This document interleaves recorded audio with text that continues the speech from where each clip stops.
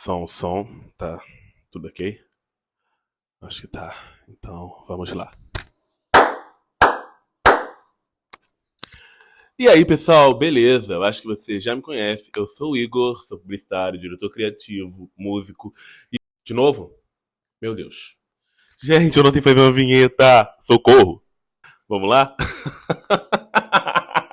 E aí, pessoal, beleza? Eu sou o Igor, eu sou publicitário, diretor criativo, músico e um milhão de outras coisas. E esse é o primeiro de muitos vídeos que eu, pelo menos, pretendo fazer aqui nesse canal.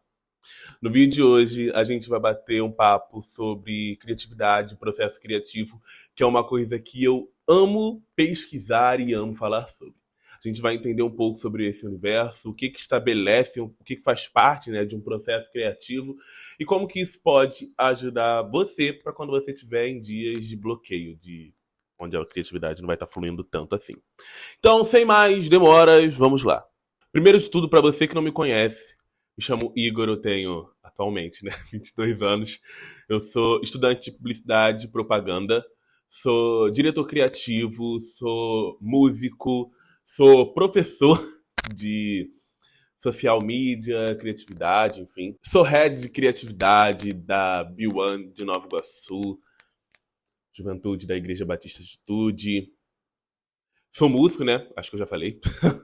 Toco saxofone, arranho umas notas no teclado e no violão e canto. Durante muitos anos eu fiz parte do departamento de louvor da minha antiga igreja. Ultimamente só tenho cantado no chuveiro. Ah, e falando sobre música, eu sou um heavy user de Spotify. Eu sou simplesmente o maior, ou estou entre os maiores consumidores de música no mundo. No mundo, tá? Todo ano o Spotify me faz questão de lembrar que eu sou um dos maiores consumidores de música. Então, às vezes, aquilo que você escuta em um ano, eu escuto em um mês. Tá achando que é brincadeira? Eu vou te mostrar uns dados aqui. Bom, como prometido, a gente vai discutir um pouco sobre criatividade, né? Entender o que faz parte de um processo criativo para quando você tiver em dias de bloqueio, você ter por onde começar. Antes de tudo, a gente precisa entender o que é criatividade. Criatividade nada mais é do que uma forma de pensar diferente, de criar coisas originais, de observar uma coisa e produzir algo totalmente diferente daquilo que foi observado, daquilo que foi pesquisado. É algo original, é algo funcional, algo útil. Eu gosto muito de correlacionar, né, a ideia da criatividade com crianças. Crianças são naturalmente muito criativas, né? Elas têm sempre respostas na ponta da língua, elas têm sempre uma forma diferente de fazer algo, de sair pela tangente, respostas quase sempre inusitadas, a forma de pensar, a forma de comer, de vestir, de agir. É quase tudo muito engraçado, né? Mas é tudo muito original, é tudo muito criativo. É o que imprime a identidade daquela criança, né? Quem ela é, a personalidade dela.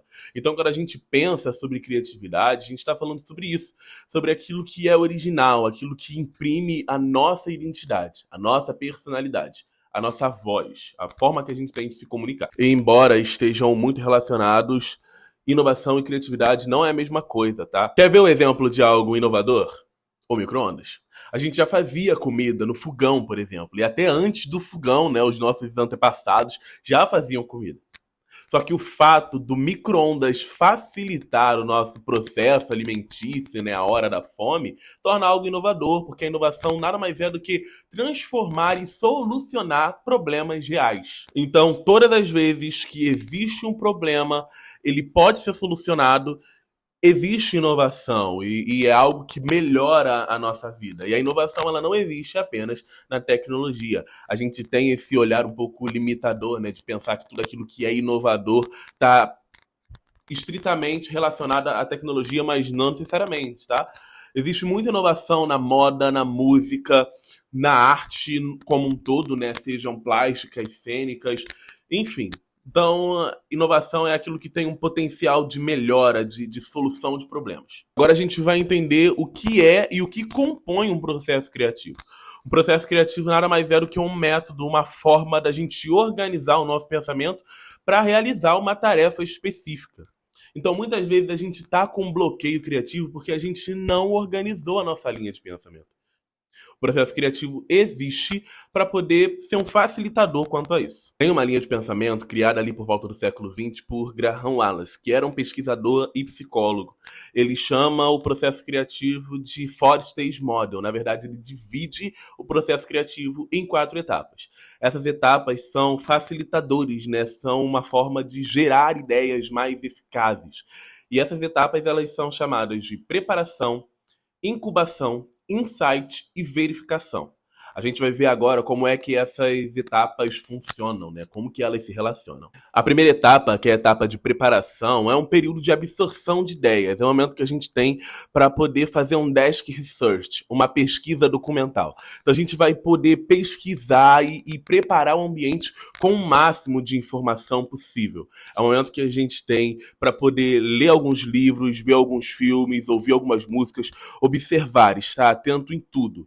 É uma ação consciente do nosso cérebro. Nesse segundo momento, a gente para de pesquisar ou de trabalhar conscientemente sobre determinado assunto e passa a pensar inconscientemente. Inclusive, Freud define o inconsciente como algo que é reprimido, instintivo, aquilo que define a maior parte do comportamento humano. Então, nesse momento, você não vai mais pesquisar, você não vai mais observar. Você vai deixar o seu inconsciente trabalhar essas informações. Você não vai mais pensar ativamente sobre aquilo, porque o seu inconsciente precisa preparar isso. É como se a gente estivesse fazendo uma massa de pão agora. A gente já trabalhou todo o mecanismo, todo o manual, e a gente deixa a massa descansar para crescer. Só que, na verdade, o que está descansando são os nossos braços. A massa do pão, ela continua fermentando, né? Trabalhando muito mais. É nesse momento mesmo que a massa está trabalhando mais do que antes. O momento de incubação não é diferente. As ideias, elas já foram ali trabalhadas, misturadas, e agora elas vão ser fermentadas para poder crescer. Para poder chegar um momento onde elas vão ser esticadas e transformadas em algo palpável, palatável, gostoso, né? Essa é a verdade. É nesse momento que a gente passa a ter um insight, né? Uma clareza mental, uma revelação mística. Aquilo salta na nossa mente. É isso que Graham Wallace está dizendo. Você já pesquisou, você já fermentou. Agora as ideias estão prontas para serem esticadas. No último momento, a gente tem a verificação, que é o momento da gente testar essas ideias e saber se elas são úteis, se elas são aplicáveis. E para isso tem uma ferramenta muito interessante que é a PNI. Positivo, negativo e interessante. Quando as ideias elas estão prontas para serem testadas, você faz essa listinha. O que é bom? O que não é tão bom? O que é interessante? O que vale a pena ser explorado? A gente falou agora há pouco sobre o PNI, né? Que é o positivo, negativo e interessante. Seguindo na mesma linha de ferramentas, a gente tem uma que eu gosto muito, que é o brainstorming. Em tradução literal, é tempestade de ideias. É o momento que a gente tem para reunir o máximo de ideia possível. Nesse lugar aqui, nenhuma ideia é ruim. Então, o ideal é você fazer com o máximo de gente possível, né? Porque uma ideia estimula o surgimento de novas ideias, de outras ideias. Então, quando você está em grupo, né, com 2, 3 ou mais pessoas, fica muito mais fácil de você ter um brainstorming. Um bom brainstorming, uma boa chuva ou tempestade de ideias, não se faz sozinho. A gente também tem os mapas mentais, né? E eu gosto muito. Eu fazia muito mapa mental quando eu estudava, né, as matérias do ensino médio, por exemplo. O mapa mental consiste em você ter uma ideia central e explorar ao máximo, achar o máximo de ramificações sobre aquele assunto, sobre aquele tema possível. Então, é muito legal você fazer um mapa mental, por exemplo, num papel ou num quadro. Se você não tem nenhum dos dois ao seu alcance, tem algumas ferramentas na internet também. Você vai vendo que de um tema vai surgir várias ramificações, e dessas ramificações várias outras, e fica parecendo um neurônio, né? Se você estudou biologia do jeito correto do ensino médio, você sabe como é que é um neurônio. Uma célulazinha e várias ramificações que vão se ligando a outras, e é muito legal, porque você consegue perceber o quanto um assunto pode ser aprofundado e explorado. Uma coisa que a gente falou lá no início e que eu gosto muito de fazer é o Desk Research, que nada mais é do que a pesquisa documental. Isso é uma coisa que eu adoro fazer, é pesquisar. Meus colegas do trabalho, da faculdade, até mesmo o pessoal aqui de casa, eles sabem que eu passo boa parte do meu dia em aplicativo e ou em sites pesquisando muita coisa. Como diretor criativo, eu preciso ter muita referência estética, ah, e dependendo do que vai ser feito, referência audiovisual, fonográfica, enfim. Então eu gosto muito de pesquisar. Então eu passo horas, às vezes, no Pinterest, no Behance. Quase sempre quando eu tô no Instagram, eu salvo muito post, muito vídeo e eu tenho várias pastas. Algumas são colaborativas, outras são privadas. É um jeito que a gente tem de fazer uma curadoria, né? E eu vou guardando todas essas informações, tanto nesses sites e apps, quanto no meu cérebro. E aí, quando chega o momento de usá-las, elas saltam na minha cabeça, e aí eu sei direitinho onde que eu tenho que estar, qual aplicativo que eu tenho que visitar, enfim. Então eu gosto muito.